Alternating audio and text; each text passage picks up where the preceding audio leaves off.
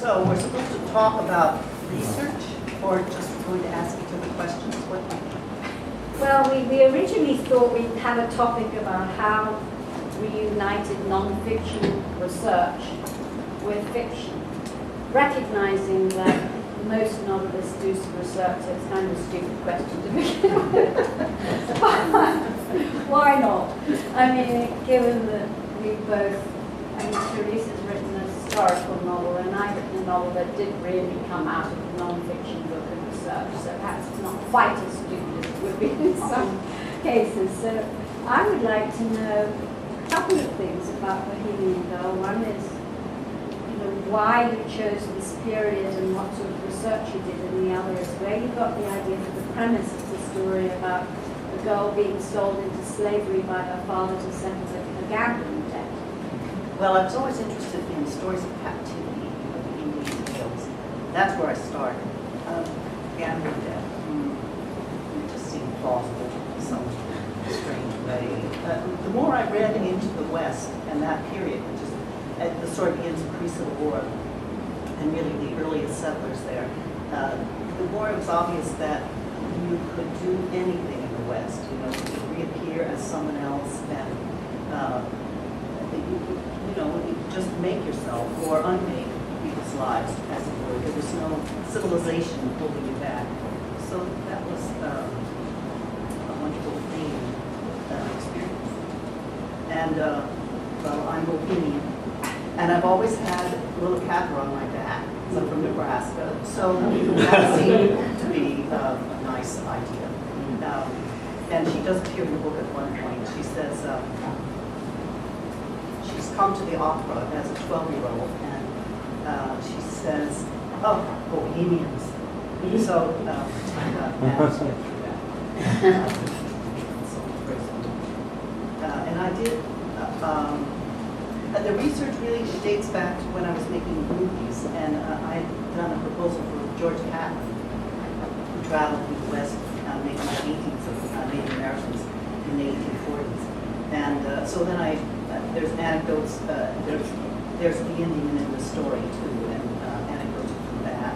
And I also produced a film on Walt Whitman, and I got to know a lot about the obsessions of people at that time, the religious fervor that washed through at least the East Coast and had repercussions in the rest of the country.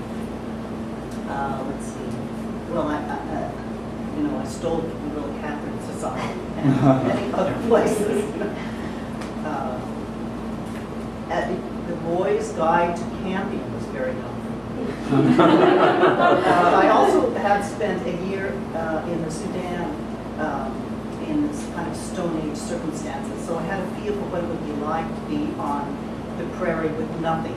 And so, although I am surprised that the reviews so far have emphasized what a difficult life she led, and I guess that's because most of the time when you read about people at the frontier, they are kind of jolly and upbeat and optimistic, and they don't really set out the day-to-day difficulties in a way that would make you relive them rather than sympathize with them. So, and I thought I'd written a book that was kind of optimistic and jolly too. So, but with regard to your book, I'm amazed that you've taken this subject which you have dealt with so beautifully in the nonfiction form and as a playwright too, and then gone on to novelize it. This must be the most important question, but what made you do that? Yes, why keep on? Well, something happened to me as I was listening to the soldiers talk. I interviewed, as I mentioned, 40 women who'd served in Iraq and some men and others. And for several of them, I would go to their hometowns and sit down with them.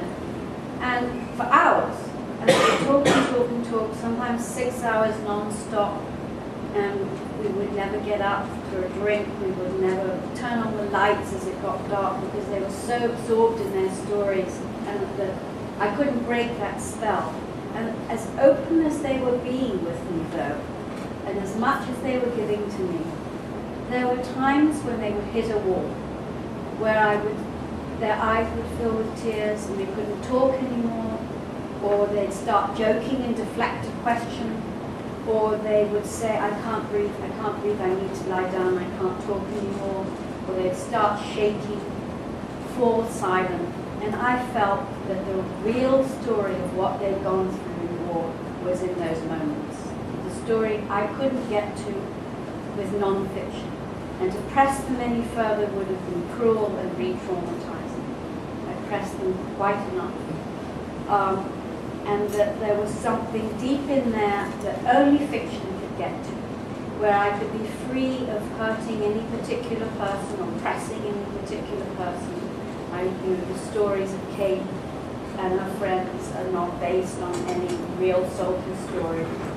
But I felt that when I listened to 40 people tell me such stories and done all the reading and all the YouTube watching and everything else you do to research the Iraq War these days, which is so extraordinarily recorded by soldiers themselves as well as by the media, put all that together and mix it up with imagination, the wonderful tool of the real tool of the fiction writer, and go to those hidden corners that soldiers couldn't go to themselves. Because I wanted to get it. My basic question in San Green is, what does war do to people, not just on the outside, but also on the inside?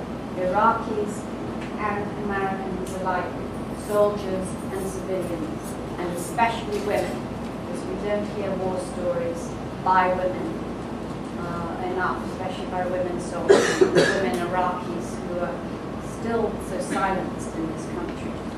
And I wanted to get there in the deepest way I knew, and I think fiction is the way to do it.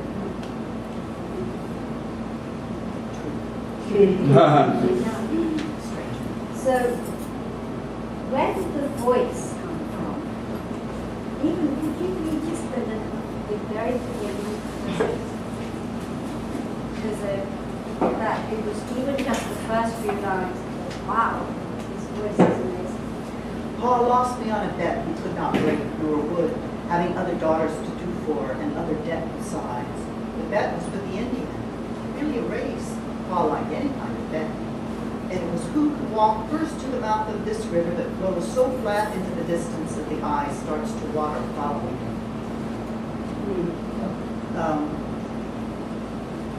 Well, I just finished a book called Pirate Talk, a Merklot last year. So I was very excited about Daniel Defoe back then. And I found most 19th century writing and oratory to be dead on the page, I would say. It was just tedious. And I imagine they spoke like that. I was once marooned on an island in the South Pacific. And we were rather hungry, and we were invited to a feast. This is digression. But anyway, there was a big mound of food in front of us. Yes, there was a big mound of food in front of us, and one after another, each of the people, of the men in the town, got up and gave a speech in Cook Island, Maori. And 2 hours passed, and we just kept the flies off the food. And then that's when I began to feel what it must have been like at a 19th century event. And then at the end, instead of eating the food, everybody just folded the banana leaves over and took it home. So I also, I have to admit, I looked at word lists, 19th century word lists, which were mine. And that sometimes led me into another direction in the middle of a sentence, torque the sentence around. And I was also very fond of Penelope Fitzgerald's book, Blue Cloud, which is weird. And it casts you into the past of Novalis, which is 17th century, I think 18th century. And it makes you feel the way I think you should feel about the past, which is science fiction.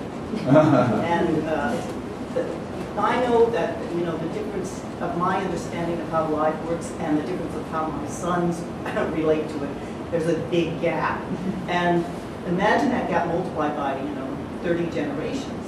So some of that I have hoped to reflect in how I wrote it, and not sort of totally alienate people today because the emotional drift is still alive. And that to say, having looked at enough Sappho, we feel that we're all still firmly grounded in our psychology.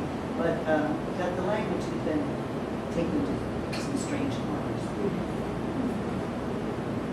Hollywood will never be. Well, it's interesting that you bring up looking at the lists, because I had to look up lists of obscenities and insults and swear words, because I normally don't speak like that. But you know, when I'm writing from the point of view of soldiers don't talk cleanly. And also they're all 19, 20 years old. I mean, I realize actually my heroine is my daughter's age. But she doesn't speak like that either. She did help me though. I email my daughter or my son and say, can I have a really awful word for being gay, or a really awful word for insulting someone? And I needed help with that. So, well, they're riddled throughout. And then, of course, I wasn't writing in Arabic, thank goodness, which I couldn't do. But that was more, other than talking to Iraqi refugees I met here, I did as much reading of Iraqi poetry and short stories as I could find in English. Translated in English, some of it, dusty volumes in the back of the Columbia libraries. Because there is a section here where Naima's father writes, when he's in Saddam's prison, to keep himself sane, he writes letters and poetry in his head to his wife, which he memorizes. And when he's released, he writes them down. And to get that kind of language, I need to read a lot of Iraqis because the language is very, and the way the expression is very non-Western. It's more Persian, I found. I don't know if you would agree with this, but there is a kind of, to our ears, an old-fashioned eloquence, a lot of metaphors and similes to do with nature, and kind of floweriness that. And a lack of fear of emotion, of expression. It reminded me more of the romantic poets than anyone. So I needed to do that to get some of the Iraqi language. So there was that sort of borrowing as well.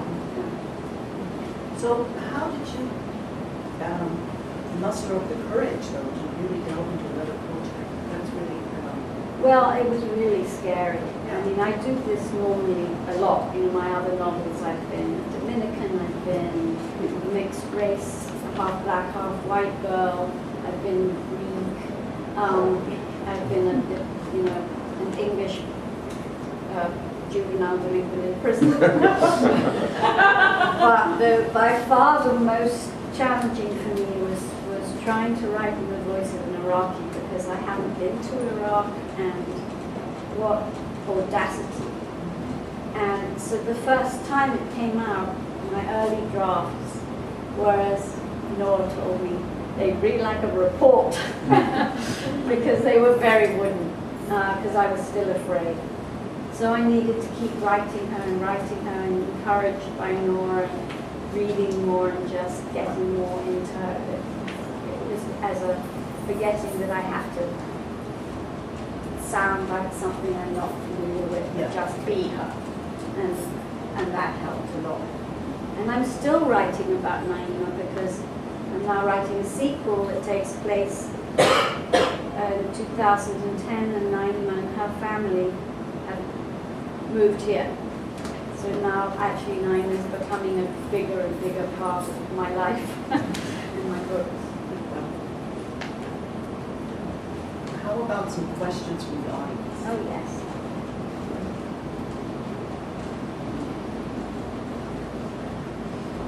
Yes. Both of you, when you read back over your books, can you tell the difference between what is nonfiction and what is fiction in the books? When you cross the line back and forth, you can't tell the difference in your I have. When I tell stories about certain things that happen to people, I can't remember whether I made them up or anymore. I mean, I have to go back to my non-fiction. Now, there are some specific anecdotes and sampling that you will see the roots of in the Lonely Soldier, and then there are others I made up. But they have definitely blurred. It's odd. It's like memory, you know. It's like when you're thinking back to your childhood. You don't always know whether the stories you're telling, the stories your parents told you, or whether you actually remember them. It's that same feeling. How about you? Well, coming from a different place, I know when I come across some detail that I researched, there's this, when I found this detail, I knew I had to find a way to use it. I was reading the stories of what it was like to be in a stockade during the Civil War in that part of the world, which was not really evolved, so they were bored all the time. And so I found out many things that they did to gamble away the time and fool around. They, in order to get rid of the lice in their blankets, they would lay them over the anthills, and the ants would eat the lice. And then you just have to shake off the ants. You know, I didn't think that. But now you will know and carry it home with you.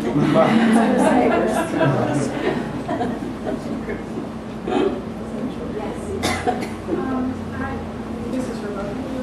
Would be very interested in your thoughts. Because some people say that it's better with a historical novel to get the narrative down, to get the story down, and then do the research. Because if you do too much research up front, you get to really get into the character. And other people say, well, you need to immerse yourself in the period simultaneously while you're doing it.